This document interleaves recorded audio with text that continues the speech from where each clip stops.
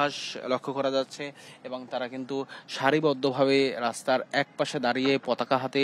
তাদের যে প্রিয় নেত্রী বেগম খালেদা জিয়া এবং যদিও বিএনপির নেতাকর্মীরা বলছেন যে তিনি আসলে শুধুমাত্র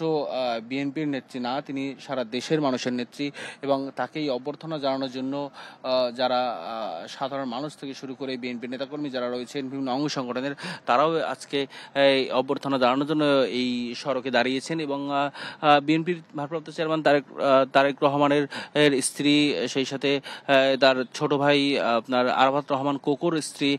দুইজনই কিন্তু আজকে বিএনপির যে চেয়ারপারসন বেগম খালেদা জিয়ার সাথে কিন্তু আসছেন লন্ডন থেকে। যদি একটু বলি যে গেল 8ই জানুয়ারি তিনি কিন্তু লন্ডনের দ্য লন্ডন ক্লিনিকে কিন্তু তিনি চিকিৎসা নিয়েছেন, চিকিৎসার জন্য বাংলাদেশ থেকে যান এবং তিনি কিন্তু সেখানে তার যে বড় ছেলে খালেদা জিয়ার বড় ছেলে ভারপ্রাপ্ত চেয়ারম্যান তারেক রহমান তাকে সেখান থেকে রিসিভ করে এবং রিসিভ করার পরে তাকে ক্লিনিকে ভর্তি করা হয় এবং সেই হাসপাতালে প্রায় 17 দিন তিনি চিকিৎসায় ছিলেন এবং সেই 17 দিন চিকিৎসা থাকার পরে তিনি তিনি চিকিৎসাধীন ছিলেন এবং সেই 17 দিন চিকিৎসা থাকার পরে কিন্তু তার ছেলের বাসায় তিনি থাকেন এবং এবারের ঈদ কিন্তু তিনি পরিবারের সাথে কাটিয়েছেন এবং একটা পর্যায়ে কিন্তু আসলে তার যে চিকিৎসক ছিলেন ব্যক্তিগত চিকিৎসক, সেই সাথে বিএনপির স্থায়ী কমিটির সদস্য ডক্টর এজেডএম জাহিদ হোসেন কিন্তু বলেছেন যে তিনি আসলে এখন মোটামুটিভাবে সুস্থ রয়েছেন এবং সেই সুস্থ হয়ে তিনি কিন্তু দেশে ফেরার জন্য ইচ্ছা পোষণ করছেন এবং এর আগে কিন্তু তিনি আসার আগেও কিন্তু বিএনপি মহাসচিব কিন্তু আমাদেরকে গণমাধ্যম কর্মীদের কিন্তু তিনি জানিয়েছেন যে তিনি যখন সুস্থ হয়েছেন, সুস্থতার সাথে সাথে তিনি বলেছেন তিনি দেশে আসবেন এবং আমরাও দেখেছি আসলে বিগত বছরগুলোতে তার যে জীবদ্দশা এবং তার যে রাজনৈতিক জীবনে আসলে তিনি কখনোই দেশের বাইরে তিনি বেশি থাকতে চাননি এবং তিনি কিন্তু দেশের মানুষের জন্য সবসময় তিনি দেশে থাকতে চেয়েছেন। বিগত ফ্যাসিস্ট সরকার আমলেও কিন্তু তিনি কখনো দেশ থেকে যেতে চাননি, তবে তিনি চিকিৎসার জন্য বারবার লন্ডনে যেতে চাইলেও বা চিকিৎসার জন্য দেশের বাইরে যেতে চাইলেও কিন্তু তাকে আসলে চিকিৎসার জন্য যেতে দেওয়া হয়নি। সেক্ষেত্রে কিন্তু ফ্যাসিস্ট সরকার কিন্তু তাকে এক ধরনের কিন্তু তাদের নির্যাতন বা নিপীড়নের মাধ্যমে তার জীবনকে আসলে অতিবাহিত করেছেন বিগত কয়েকটি বছর এবং তিনি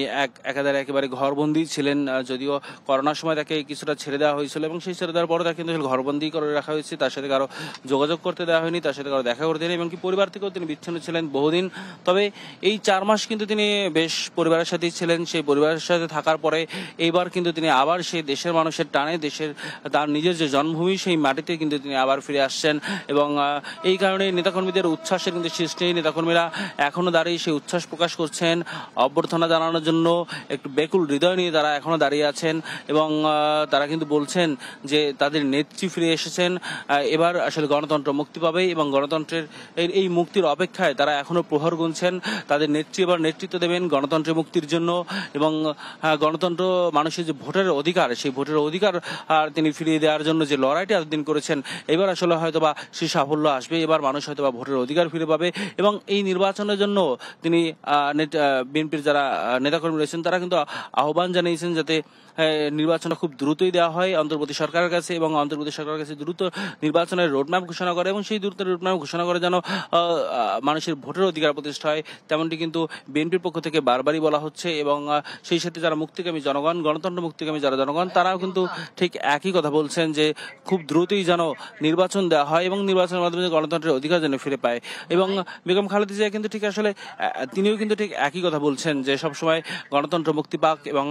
মানুষের যে ভোটের অধিকার সেটি যেন আসলে ফিরে পায় এবং সেই ফিরে পাওয়ার যে জায়গাটা সেটি যেন আসলে কখনো আর যেন বন্ধ না হয় ফ্যাসিবাদের কারণে এবং এই ফ্যাসিবাদ সরকার যে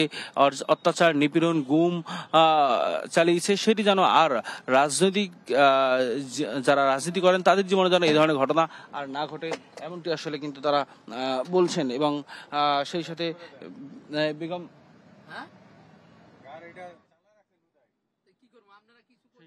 বেগম খালেদা জিয়ার জন্য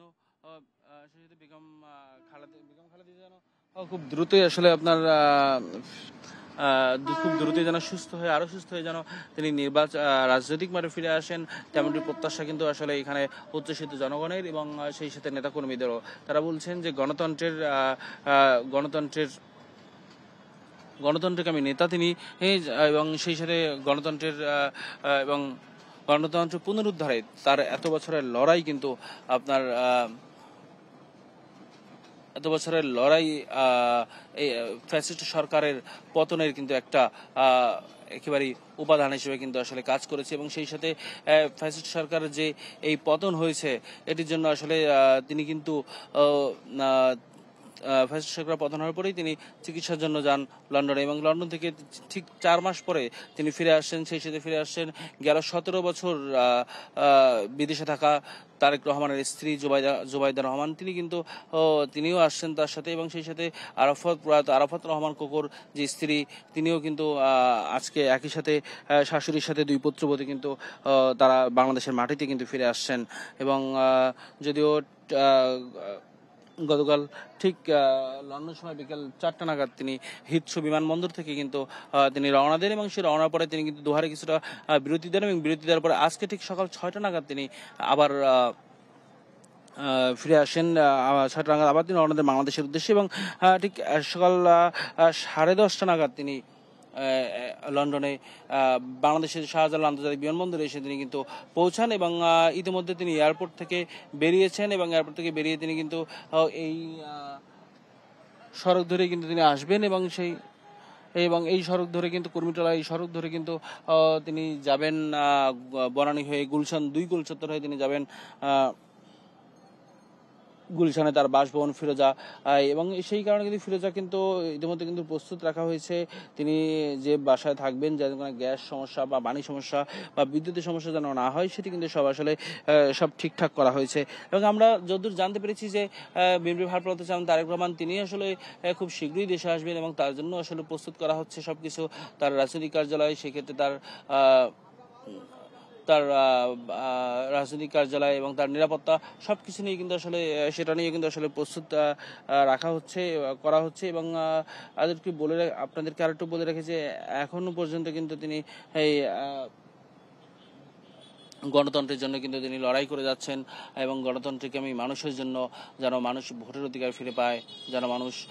আবার যেন নির্বিঘ্নে এবং আইনের শাসন দ্বারা যেন পরিচালিত হয়।